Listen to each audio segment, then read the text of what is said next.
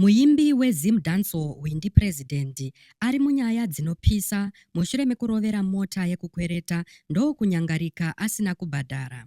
Mhuri yeZimbabwe ndinokuchingamidzai zvakare panonzi pano. Ndapota musakanganwawo kusubscribe nekulikewo vhidhiyo rino. Izvi zvinobatsira kuti risvike kure kune hama neshamwari dzenyu dzisati dzariona.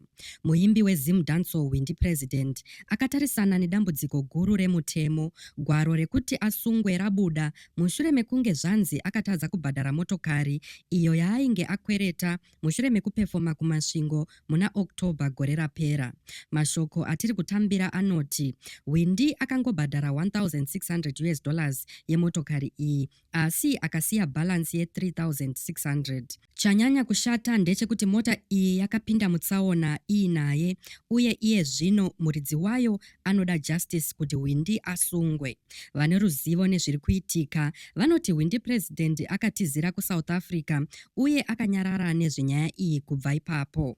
Muridzi wemotokari akapresa macharges uye maauthorities vakagadzirira kusunga Windi apo paanodzoka muZimbabwe. Mhuri yeZimbabwe munoionawo sei iyi, kuti Windi achadzoka here kuti atongerwe mhosva iyi kana kuti acharamba akawanda? Ngatisanganei mucomment section muchitaurawo pfungwa dzenyu.